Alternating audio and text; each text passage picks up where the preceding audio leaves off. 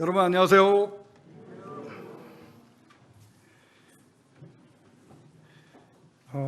2022년이 밝아왔습니다. 사랑하는 형제 자매님들, 그리고 모임을 방문하신 주님을 찾고 계시는 분들, 오늘 주님 안에서 주님이 얼마나 저희들 한 사람 한 사람을 사랑하셨는지를 함께 알아보고 이 귀한 주님을 만날 수 있는 날이 되었으면 좋겠습니다. 먼저 마태복음 24장을 펴보도록 하겠습니다. 마태복음 24장. 마태복음 24장은 다들 잘 아시겠습니다만, 이 7년 대환란과 우리 예수 그리스도가 심판주로서 오시는 그 예언이, 예수님이 직접 말씀하시는 그 예언이 적혀져 있습니다. 24장 3절에 보시면 세상 끝날에는, 맨 마지막 부분 끝날에는 무슨 징조가 있사오리까? 라고 시작이 됩니다. 그래서 6절에 보시면 난리의 소문을 듣겠으나, 7절로 보십시오. 그건 아니라고 하고 7절에 민족이 민족을, 나라가 나라를 대적하여 일어나겠고 곳곳에 기근과 지진이 있으리니. 그렇습니다. 민족과 민족이, 그리고 나라가 나라를 대적한다. 이것은 구약에도 2번 정도 쓰여진 용례인데, 모든 민족이, 모든 나라가 라는 뜻이 됩니다.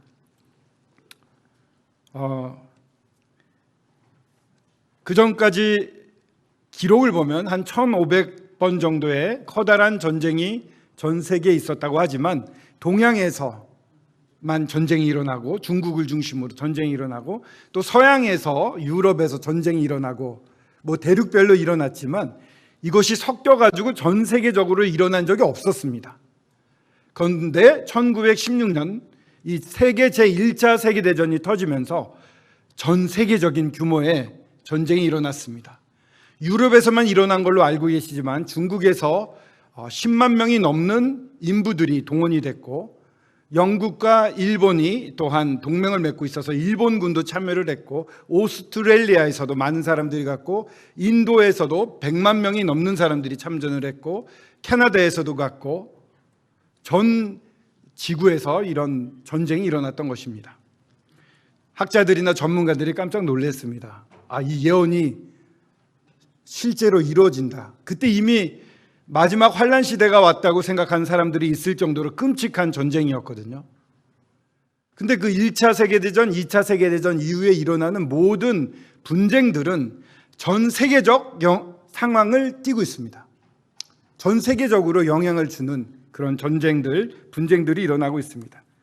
뿐만 아니라 이어서 곳곳에 기근과 지진이 있다.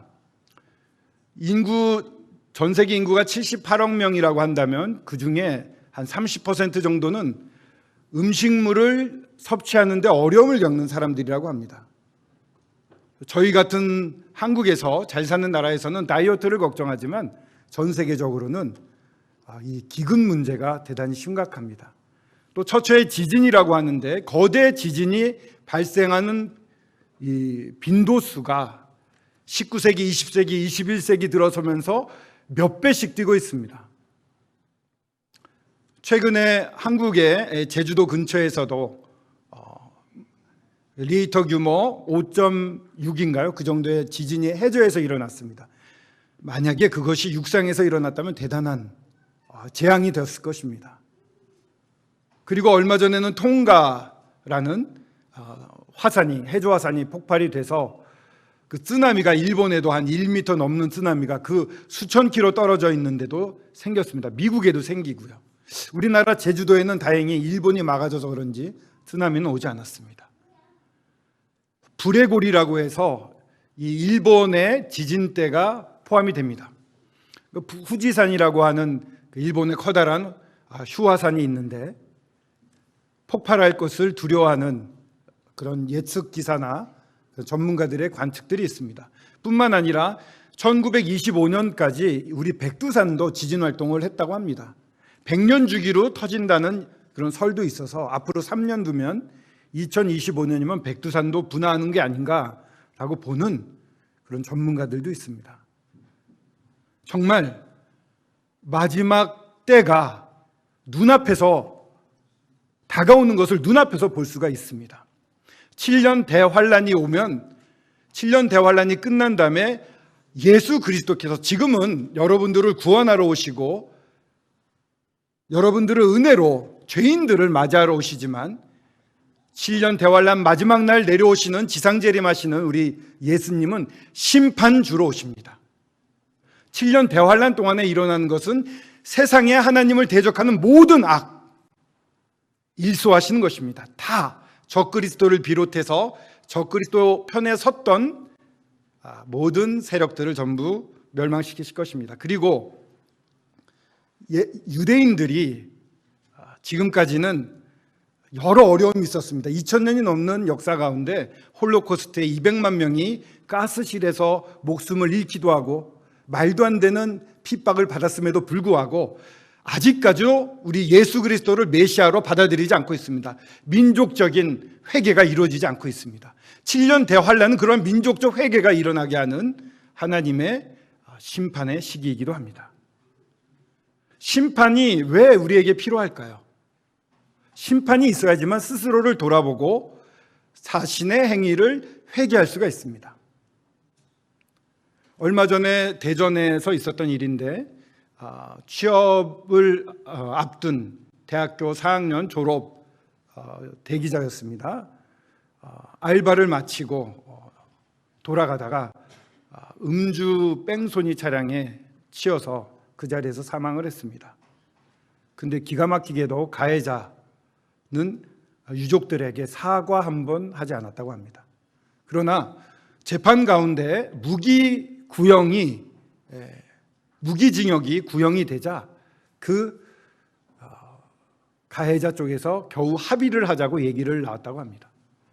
유족 죽은 딸의 어머니는 울부짖으며 미안하다고 해야지 미안하단 말 한마디도 없는가라고 울부짖었다는 그런 기사를 보게 됩니다.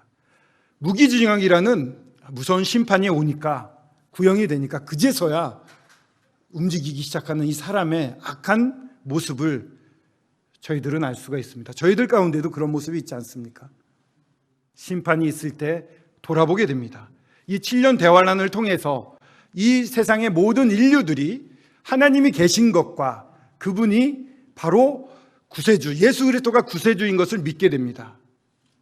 지금 예수 그리스도를 안 믿으셔도 그때 가도 믿을 수가 있습니다. 14만 4천 명의 유대인 전도자들이 전 세계를 다니며 복음을 전할 것입니다. 그날에 살고 있는 유대인들이 아마 회개를 하고 엘리야가 도래해서 그런 복음을 듣고 회개하고 전도를 하게 될 것입니다. 한국말로 들을 수도 있을지 몰라요. 유대인들이 전하는 복음을. 하지만 계시록을 보면 많은 흰옷을 입은 성도들이 하나님 어린 양 보좌 앞에 있어요. 바꿔 말하면 7년 대환란 시대에 예수님을 믿게 되면 바로 순교를 각오해야 되는 것입니다. 적그리스도의 세력들이 그냥 두지 않습니다. 지금은 저희들이 믿는다고 핍박이 사회에서 좀 있습니다만 살해를 당하거나 하지 않지만 7년 대환란 시기에는 죽임을 당하는 시기가 됩니다. 그런 세계의 모든 하나님을 적대하는 악을 일소하고 또 유대인들의 민족적 회개가 일어나고 세계 만민의 사람들에게 복음이 다 전파돼서 정말 우리 예수 그리스도가 메시아이시고 하나님은 심판주이시다는 사실을 깨닫게 되는 시기입니다.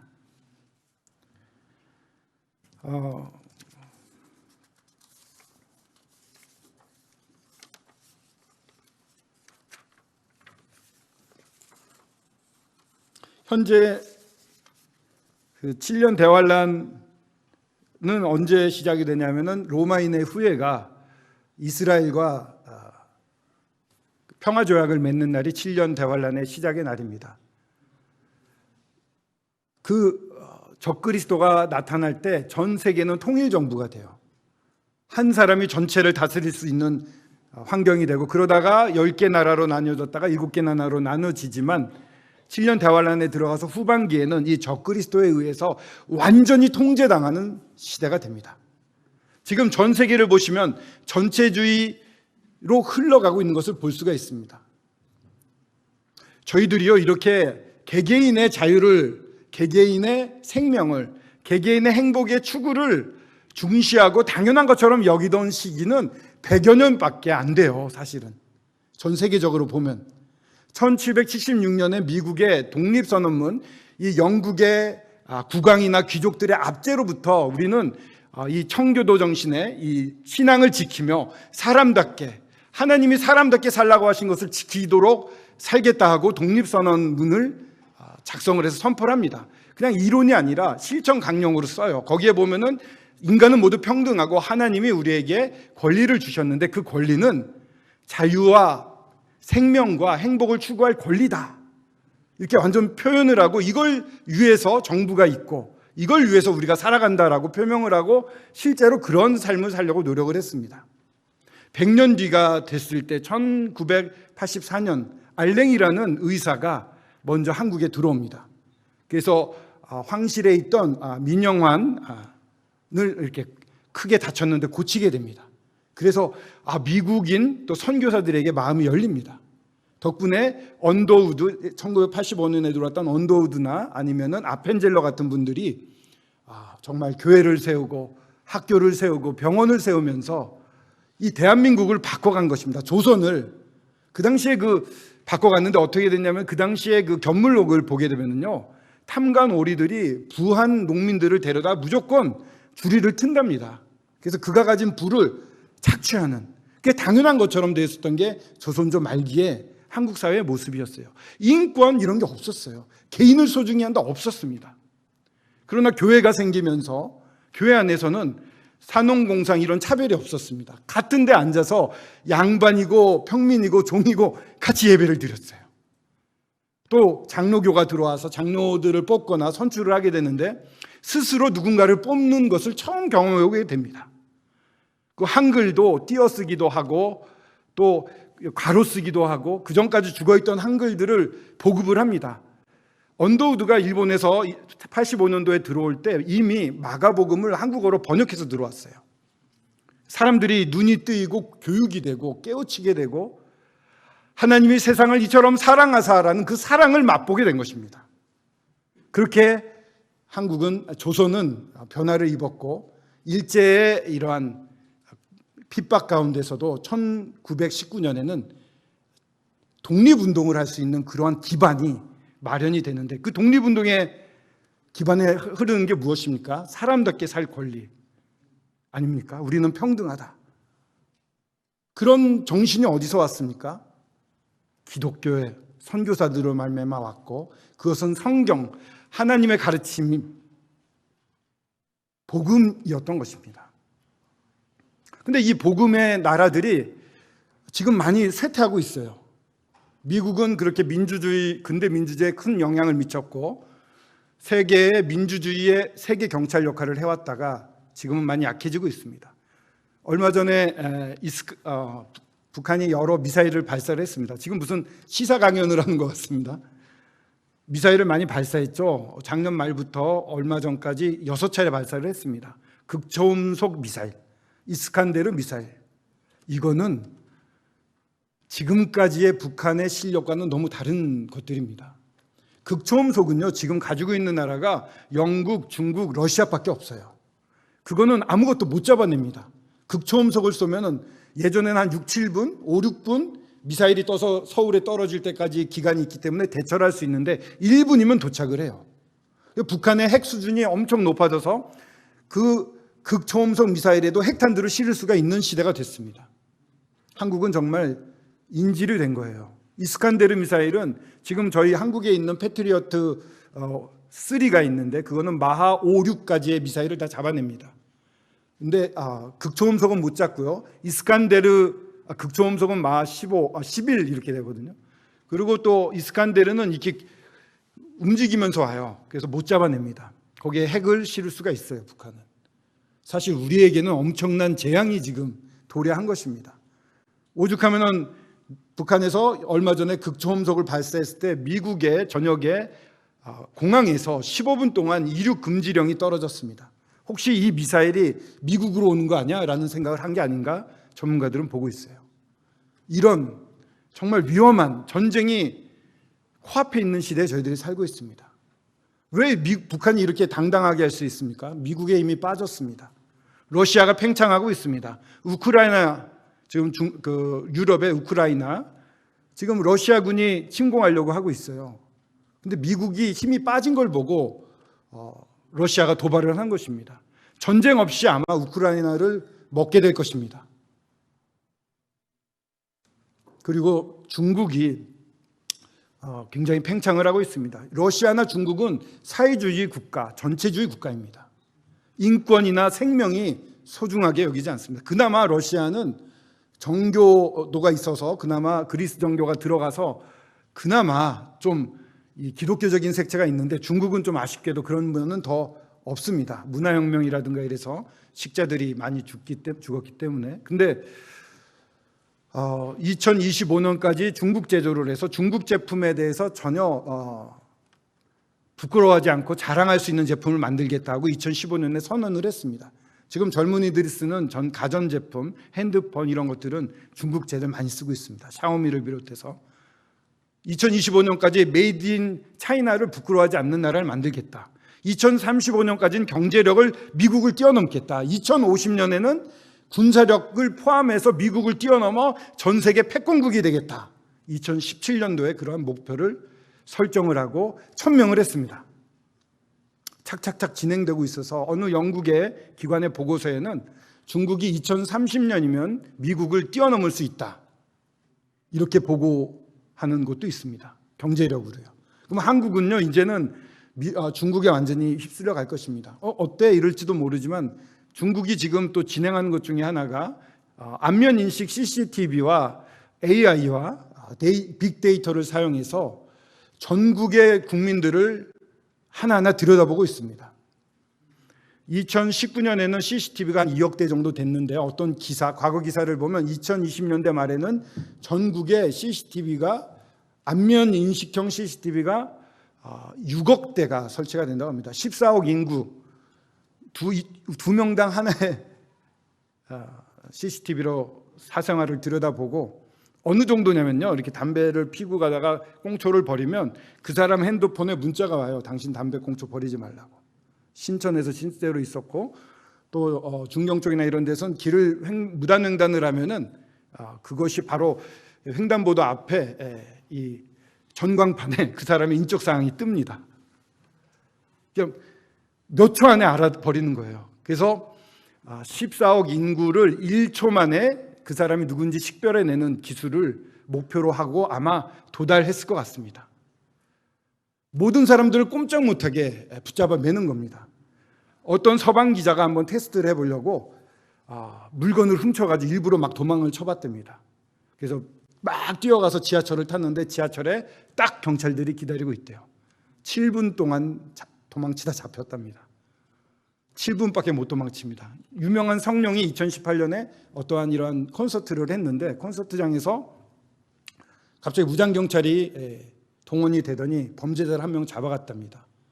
얼굴 안면인식으로 다 알 수 있는 거예요. 그리고 그렇게 콘서트장에서 그에만 60명이 잡혀갔다고 합니다.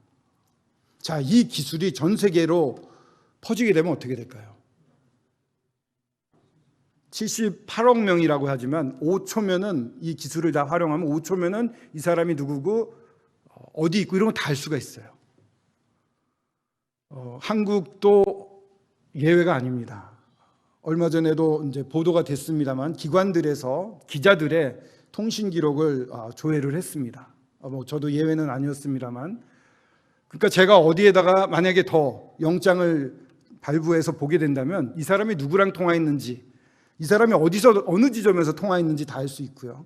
또 제가 핸드폰을 이렇게 교통카드를 쓰므로 이 사람이 어디로 움직였는지 알 수 있고, 신용카드를 보게 되면 무엇을 샀는지 알 수 있고, 인터넷에 무엇을 검색했는지 다 알 수가 있습니다.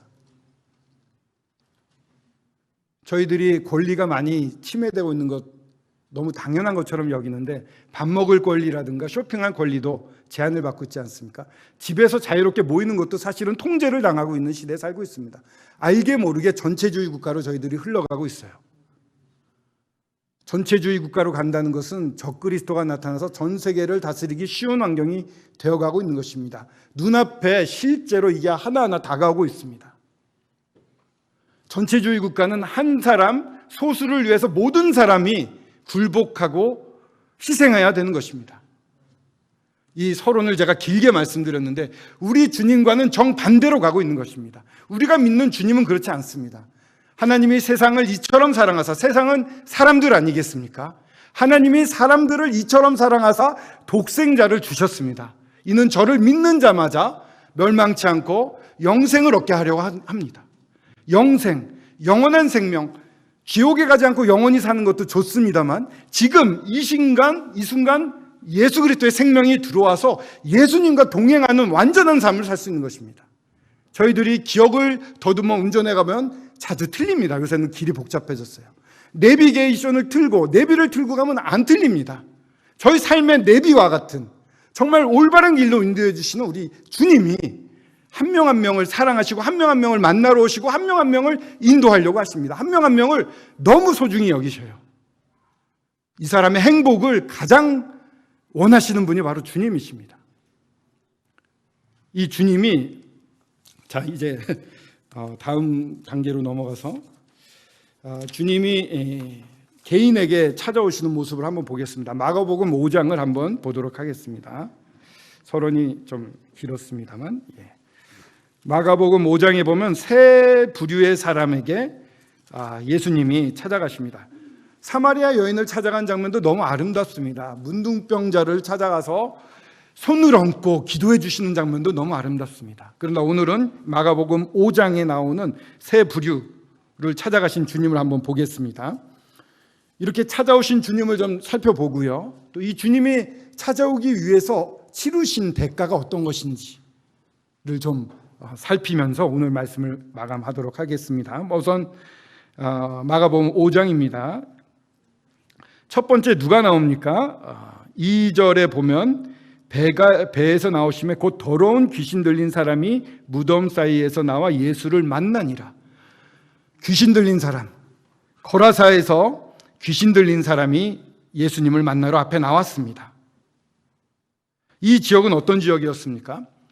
기억하십니까? 이 거라사 지역은요, 므낫세 반지파, 르우벤 지파, 갓 지파가 요단강을 건너야 되는데 땅이 비옥해요. 여기에서 놓으면 우리 가축들이 잘 살 것 같아. 우리 여기 머물게요. 라고 모든 백성들이 건너가려고 할 때 우린 머물게요. 라고 해서 백성들의 사기를 떨어뜨렸던. 그러나 물론 같이 가서 싸우고 돌아왔습니다만 자기들 눈앞에 좋은 것을 보여고 좋은 것을 택하는 그런 민족들이 머물던 곳이었습니다. 지파들이요. 결국은 여기서 무엇을 하냐면은 11절에 한번 보시면은 마침 거기 돼지의 큰 떼가 산 곁에서 먹고 있는지라. 이 사람들은 부를 추구했어요. 그래서 이스라엘 사람들은 돼지를 안 먹거든요. 이방인들에게 파는 돼지를 가져다가 키우는 일을 했습니다. 돈에 빠져 있었던 사람들입니다. 세상은 이런 곳입니다. 돈이 신이 되어 있습니다. 지금 세상도 마찬가지고 그때도 마찬가지였습니다. 돈이 권력이었습니다. 돈을 다 추구하던 이곳에 예수님이 오셨습니다. 누구를요? 그런 돈을 추구하는 곳에 악령에 씌어서 고생하고 있는 자기 의지대로 삶을 꾸려갈 수 없는 이 가련한 인생을 찾아오셨습니다. 우리가 원해도 안 되는 것들이 있습니다. 살면서 원해도 안 돼요. 괴로워요. 도와주세요 하고 외치는 사람들이 있습니다. 귀신 들린 이 사람도 내심으로 얼마나 외쳤겠습니까? 오셔서 돼지떼에 가게 해달라는 이 악령의 요청을 들어서 돼지떼를 몰살을 시키게 됩니다. 레기온이라고 우리를 군대라고 얘기하는데 보통 600단이라고 합니다. 2000단이라는 말도 있습니다. 엄청난 악령이 마귀가 이 사람 안에 들어가 있었던 것이죠. 그리고 마귀는 참소하는 자 살인자예요. 뭔가를 파괴해야 돼요. 돼지의 생명이라도 앗아가려고 하는 악한 존재들입니다. 주님은 무서운 악한 것들로 가득 차고 돈이 모든 것을 주관하는 세상에 오십니다. 오셔서 그 가운데 스스로 어찌할 수 없어서 괴로워하는 사람을 만나 주십니다. 그 사람을 만나 주셔서 해방시켜 주시는 그런 분이십니다. 두 번째로 보고 싶은 분은 22절에 한번 보시면 좋겠습니다. 회당장 중에 하나인 야이로라는 이가 와서 예수를 보고 발 아래 엎드려 간곡히 구하여 이르되 내 어린 딸이 죽게 되었으니 오셔서 그 위에 손을 얹으사 그로 구원을 받아 살게 하소서 하거늘. 딸이 죽게 되었습니다. 회당장이 나왔습니다. 이분은 그러나 하나님의 아들이라는 것을 정말 믿었을까? 이런 생각을 좀 해보게 됩니다. 왜냐하면 너무 이래라 저래라를 많이 하는 거예요. 뭐 오셔서 손을 얹어서 구원, 뭐 살리게 해서 구원케 하라, 막 여러 가지 주문을 해요. 하나님 앞에 나아가면 우리가 할 수 있는 게 없지 않습니까? 모든 걸 다 맡겨야 되는데 회당장은 좀 무지했던 것 같습니다. 그러나 무지한 사람에게도 주님은 찾아오십니다. 같이 가십니다. 그 회당장 주변에 있었던 사람들의 반응을 한번 보시면은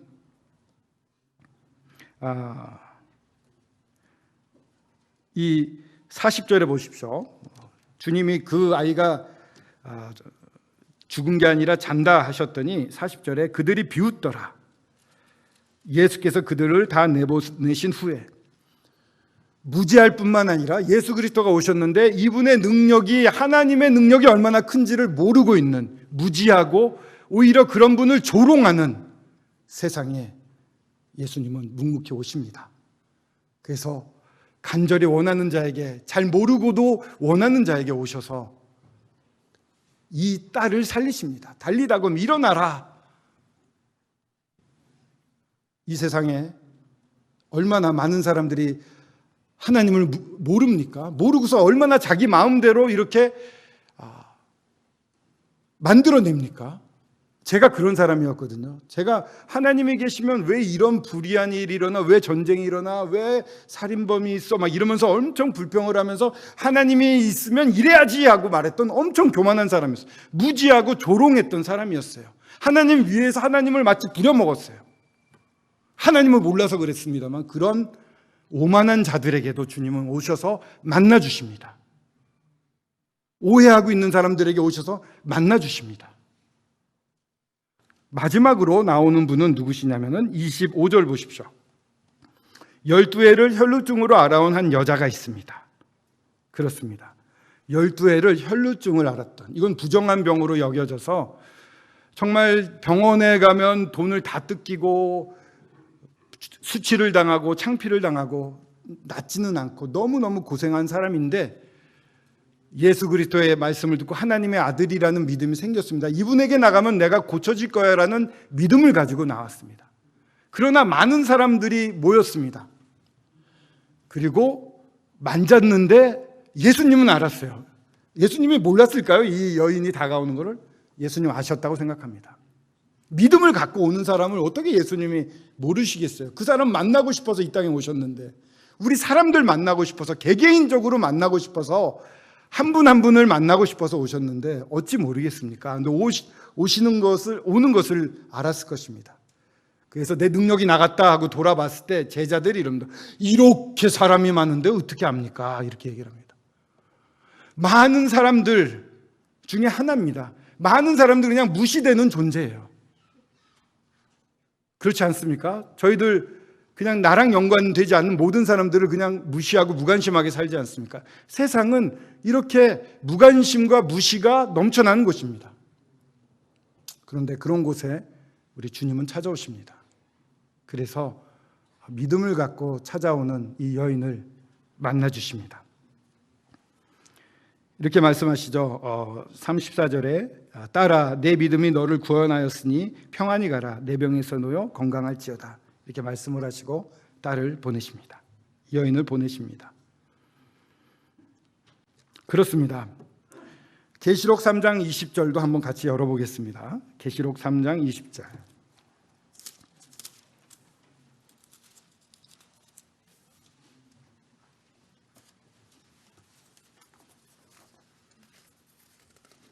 다 찾으셨으면 제가 읽어보겠습니다. 한번 같이 읽어보겠습니다. 시작. 볼지어다 내가 문 밖에 서서 두드리노니 누구든지 내 음성을 듣고 문을 열면 내가 그에게로 들어가 그와 더불어 먹고 그는 나와 더불어 먹으리라. 주님은 한 사람 한 사람을 소중히 여기시는 분이십니다. 한 사람 한 사람의 행복을 원해요. 그냥 이 서울북부교회 전체를 그냥 한꺼번에 처리하시는 분이 아닙니다. 여기 와 계시는 한 분 한 분의 영혼을 살피시는 분입니다. 그리고 한 분 한 분에게 가셔서 두드리는 분이십니다. 돈이 힘을 갖고 사람들을 무시하고 무지하고 조롱하는 이 세상에 오셔서 사람 한 사람 한 사람 그래도 두드리시는 분입니다.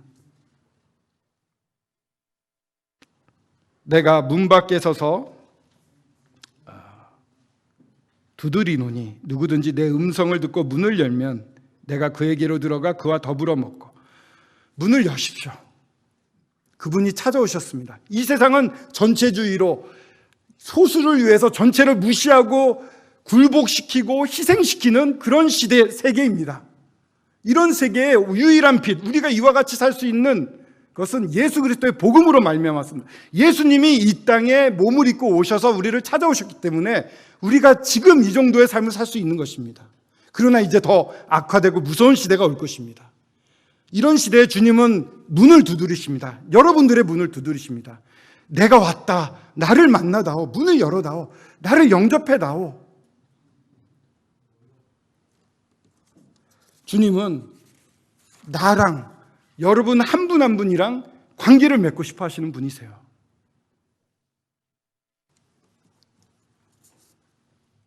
왜 이 몸을 입고 이 땅에 오셨을까를 생각해 보지 않게 됩니까? 갈라디아서 1장 4절을 한번 같이 보겠습니다. 말씀을 앞으로 한 두 군데만 더 필 것 같습니다. 갈라디아서 1장 4절.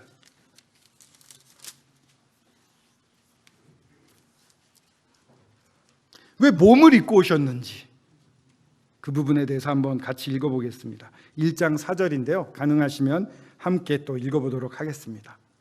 시작. 그리스도께서 하나님 곧 우리 아버지의 뜻을 따라 이 악한 세대에서 우리를 건지시려고 우리 죄를 대속하기 위하여 자기 몸을 주셨으니, 이 악한 세대라고 말합니다. 여기서 건지시기를 원하십니다. 근데 죄 때문에 안 돼요. 하나님을 무시하고 살았던 이 죄, 불효 막습보다 더 큰 죄가 없습니다. 한국은 참 훈훈해요. 이 간 기증을 하는 걸 보면은 대부분 자녀들이 부모님에게 간 기증을 한답니다. 600명이 간 기증을 했었는데 그 중에 남성들이 한 400명 정도가 넘고 여성들이 한 100여 명. 남자들이 더 효자가 많은가요? 간 기증을 그렇게 하고요. 신장 기증은 부부끼리 많이 한다고 합니다. 이렇게 간을 잘라내면 나중에 자라난다고 하는데, 아버지를 사랑하는 마음, 또 어떤 무기수 아버지는 자기 신장을 아들에게 하나 떼어줬습니다. 아버지를 원망했던 아들은 자기 몸을, 나이 든 아버지가 신장을 떼어주는 걸 보고 마음이 풀려서 다시 화목한 가정으로 돌아갔다고 합니다. 물론 아버지는 다시 징역을 살게 됐습니다만, 이렇게 사랑으로 서로를 사랑하는 것, 이게 너무 아름답습니다. 근데 이 세상은 악한 세대는 틀림이 없어요. 책임을 지지 않습니다. 몇 개월 전에 광주에서 철거하는 건물이 무너져가지고 버스를 덮친 사건이 있었죠. 제가 그 다음날 이제 취재를 갔습니다. 덮쳤던 버스나 이 막 흙더미나 건물 더미가 싹 치워져 있어요. 깨끗해요. 물로 청소를 해놨더라고요, 도로를. 조금 있으니까 총리 시찰이 있었어요. 그걸 보면서 굉장히 마음이 좀 씁쓸했습니다. 그리고 유족을 만나러 갔는데 아버지가 산에 등산하러 가셨는데 연락이 안 돼서 봤더니 그 안에 차에 계셨던 거예요. 그러면서 말하는 이 따님의 굵은 눈물, 뚝뚝 떨어지는 눈물이 지금도 잊혀지지 않습니다. 근데 진짜 책임이 지는 사람이 없는 것 같습니다. 그냥 형식적인 게 아니라 정말 잘못한 사람들은 거기에 상응한 책임을 져야 되는데 이 세상에선 그게 안 돼요. 악한 세대인 거예요. 또 비슷한 사건이 일어나지 않았습니까?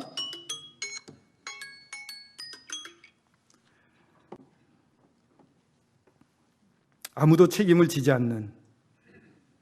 근데 자기 책임도 안 질 뿐만 아니라 남의 책임을 져준다는 건 있을 수 없죠. 자기도 책임을 안 지려고 우리 회피하는데 남의 책임까지 다 지려고 한다는 거, 남의 책임을 대신한다는 거, 이 대속이라는 것이 그런 것입니다. 남의 지은 것을 대신 내가 갚아주겠다라는 것입니다. 브리지 워커라는 7살짜리, 지금 그 당시 작년에는 6살이었겠죠. 맹견이 여동생 3살짜리를 물려고 덮쳤어요. 미국에서 있었던 일인데 이 브리지 워커라는 꼬맹이가 6살인데 그 앞에 막아서는 거예요. 누군가 죽게 된다면 내가 죽여야 된다, 이런 마음으로 그 앞에 막아섰대요. 그러니까 걔한테 물려서 얼굴을 92바늘 정도 꼬맸어요. 다행히 살았습니다. 누가 죽으려면 내가 죽는 게 낫다. 왜 그럴까요? 사랑이에요. 동생을 향한 사랑. 주님이 똑같은 사랑을 가진 것입니다. 너희가 죽는다면, 죄값으로 죽는다면 대신 내가 죽는 게 낫다라고 해서 이 땅에 오신 거예요. 여러분들을 사랑하니까 이대로 멸망으로 빼앗기고 싶지 않은 것입니다. 이 악령이 들었던 이 악한 마귀의 우두머리가 사람들을 속여서 하나님을 믿지 못하게 하고 마귀가 들어가도록 예비된 지옥에 떨어지는데 그때 자기가 속였던 사람을 다 데리고 들어가는 거예요. 하나님이 넣는 게 아닙니다. 그래서 예수님이 오셔서 귀신처럼 들어오지 않습니다. 우리 예수님은 인격적이셔서 인격적으로 두들기시는 거예요. 문을 열어라. 난 도적처럼 안 들어간다.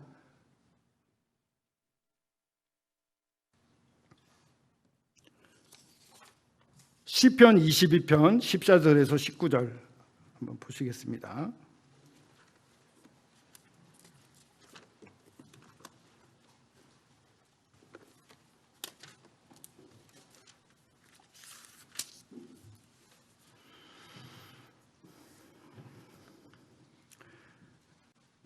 한번 제가 읽어보도록 하겠습니다. 잘 들어보십시오. 14절부터 19절입니다.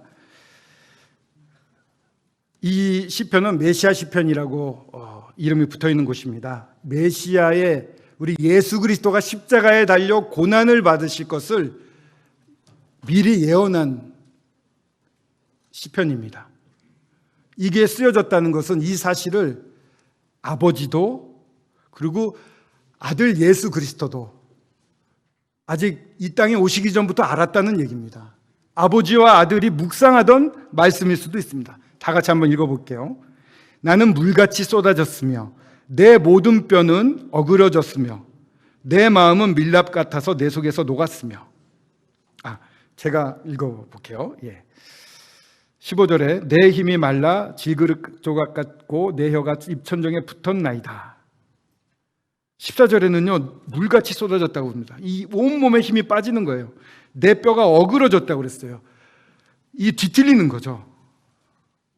그리고 내 마음은 밀랍같이 녹았어요. 견딜 힘이 없는 겁니다. 심장이 터질 것 같은 것입니다. 또 15절에 나온 것처럼 질그릇 조각 같고 내 혀가 입천정에 붙었나이다. 십자가에 달리면 피를 흘리거든요. 피를 흘리면 갈증이 생겨요.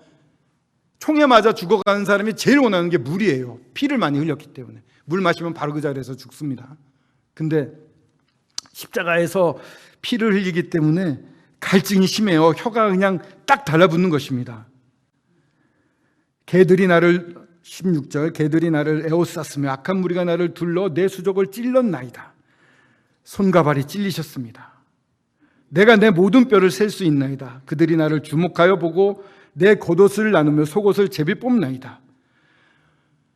약한 세력이 예수님을 창피를 주는데 겉옷뿐만 아니라 속옷까지 다 베낀 것입니다. 우리가 보는 십자가상은 옷을 입고 계시잖아요.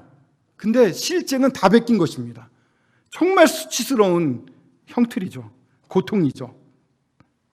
19절에 이렇게 예수 그리스도가 십자가에서 절제를 외쳤습니다. 여호와여 멀리하지 마옵소서. 나의 힘이시여 속히 나를 도우소서.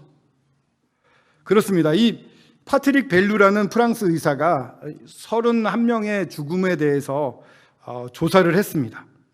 근데 예수 그리스도는 첫 번째 대상이 예수 그리스도였는데 호흡 저하에 의한 질식사로 이 사람은 의사인데 판명을 했습니다. 역사학자 유세비우스는 그가 쓰기를 어떻게 썼냐면은 채찍을 치잖아요. 갈고리가 있어서 치면은 장기와 내장이 다 드러나 보였다고 그래요. 그리고 9시간 동안 달려있는 거예요. 못을 박는데 어디다 못을 박냐면요, 여기에다가 못을 박는데, 여기는 이게 디귿자로 힘줄이 이렇게 붙어 있어 가지고요, 양 한 마디를 여기를 뚫어서 매달아 놔도 멀쩡히 달려 있어요. 그러니까 여기를 못을 박습니다. 대동맥이 지나가지 않는 정방신경이 지나가는 곳이래요. 정방신경은 이 감각세포와 근육세포를 신경을 주관하는 신경이랍니다. 정방신경. 그러니까 통증을 제일 잘 느끼는 그런 신경인 거죠. 거기에다 박는 거예요, 못을. 그리고 다리도 마찬가지로 그렇게 정방신경이 지나가는 고기에다가 박는 것입니다. 그러니까 박혀 있는 것 자체로도 너무 아픈 겁니다. 숨을 쉬어야 되는데요, 숨을 쉴 때 들숨, 들여 마시는 건 괜찮대요. 이렇게 이런 상태에서도 들어 마실 수 있나 봐요.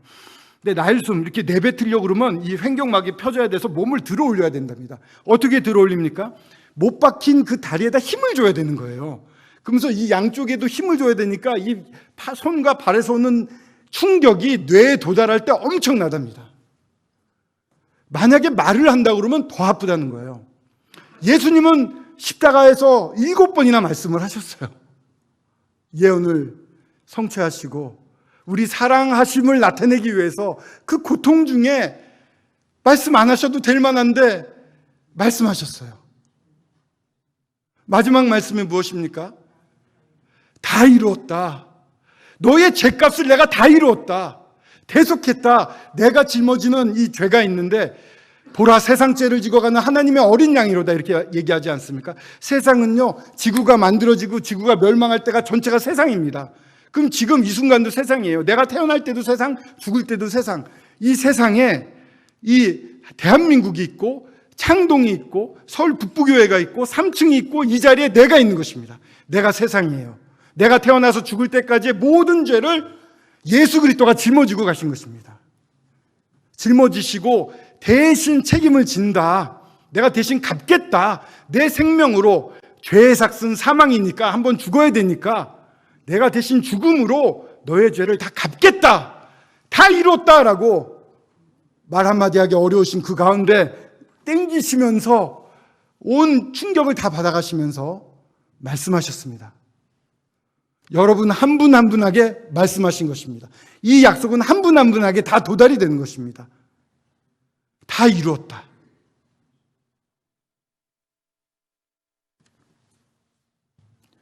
히브리서 12장 2절 마지막 말씀입니다.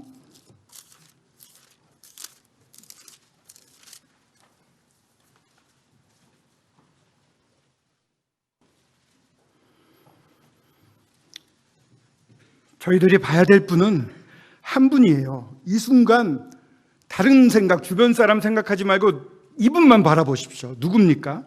12장 2절 한번 같이 읽어보겠습니다. 찾으셨습니까? 히브리서 12장 2절 367쪽입니다. 12장 2절 찾으셨으면 같이 읽어보도록 하겠습니다. 시작. 믿음의 주여 또 온전하게 하시는 이인 예수를 바라보자. 그는 그 앞에 있는 기쁨을 위하여 십자가를 참으사 부끄러움을 개의치 아니하시더니 하나님 보좌 우편에 앉으셨느니라. 하나님 보좌 우편에 앉으셨다는 것은 일을 다 완료하시고 쉬고 계시고 지금도 살아계시다는 뜻입니다. 이분을 봐야 돼요. 뭘 보아야 됩니까? 그 앞에 있는 기쁨을 위해서 그 십자가를 참으셨대요. 부끄럼도 개의치 않다고 하셨어요. 기쁨을 위해서. 제가 엊그제 밤에 한 10시 반쯤 됐을까요? 제 아들놈 방에 들어갔습니다. 아들놈 방은 좀 우풍이 심해서 약간 춥지만 침대 위라서 뭐 견딜만 합니다. 침대에 앉아서 성경을 읽고 있더라고요. 근데 이상하게 그 옆에 눕고 싶었어요. 그래서 이렇게 새우처럼 몸을 구부려 가지고 등을 보고 등 쪽으로부터 얼굴을 보면서 뭐 강아지도 아니고 이렇게 누웠습니다. 근데 아들을 이렇게 보고 있는데 너무 좋은 거예요. 너무 사랑스럽더라고요. 듬직하고 성경 그날의 큐티를 또 읽고 있더라고요. 그래서 여기서 졸면은 내가 코를 고니까 졸지 말아야지 이러고 보고 있는데 제게 있는 모든 좋은 것을 다 주고 싶더라고요. 정말 사도 요한, 침례 요한의 마음일까요?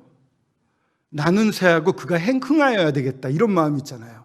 나는 정말 지금 다 빼앗기고 만약에 지금 죽는 한이 있어도 우리 아들이 잘 되기만 하면은 좋겠다 이런 마음이 있는 거예요. 이 아들이 너무 사랑스럽고 너무 자랑스럽고 이렇게 허벅지를 쓰다듬고 등을 쓰다듬는데 왜 이렇게 듬직하고 좋은지 좀 몸이 크긴 합니다. 너무 좋더라고요. 그래서 그냥 한 10분, 20분 거기 이렇게 누워 있었습니다. 아들을 보면서 아버지의 사랑은 어떨까? 사람인데 하나님의 형상을 닮아 만들어진 사람이라서 아버지와 같은 마음이 내 안에 있는 건가? 그렇다면 하나님 아버지는 어떨까? 우리 예수 그리스도와 창세 전부터 영원히 함께 계셨는데 그 아들을 사랑하고 섬기고 서로 경배하고 그런 사이였는데 이 아들이 이 땅에 이 말도 안 되는 돈만 알고 무시하고 무지하고 조롱하고 살해하는 그 땅에 가서 저들을 위해서 죽겠다고 하실 때 아버지 마음이 어땠을까? 저 같으면 아들을 못 보낼 것 같아요. 군대만 들어가도 막 노심초사하지 않습니까? 근데 우리 아버지는 보내셨어요. 왜? 아들의 기쁨이 이 땅에 있으니까요. 그 아들의 기쁨이 무엇입니까? 바로 여러분인 것입니다. 여러분을 얻기를 원하셔서 십자가를 참으시고 부끄러움을 개의치 않으셨어요. 여러분 만나고 싶으신 거예요. 여러분이 기쁨인 것입니다. 특별한 소유, 전 세계를 소유한 왕이 보석함이 있어요. 이 보석함 안에 있는 보석은 너무 좋아서 이걸 볼 때마다 정말 흡족한 느낌이 들어요. 전 세계를 소유해도 이것이 더 소중한 왕, 그 왕의 이 특별한 소유, 그것이 바로 여러분이라는 것입니다. 전 세계를, 전 우주를 지배하시고 다스리시고 소유하시는 우리 아버지 하나님이 전 우주를 가지고 있지만 헛헛해요. 여러분을 볼 때 진정한 기쁨이 솟고 만족이 되신다는 것입니다. 여러분, 사랑하는 여러분, 이 주님이 문을 두들기십니다. 오늘 문을 여십시오. 이분을 만나십시오. 주여, 제 안에 오시옵소서. 제가 주님을 믿고 따르겠나이다. 이런 기도를 하시길 바랍니다. 잠시 머리를 숙이시고 주님 앞에 이 좋으신 주님께 한 말씀 드리고 그리고 제가 기도를 하고 마치도록 하겠습니다.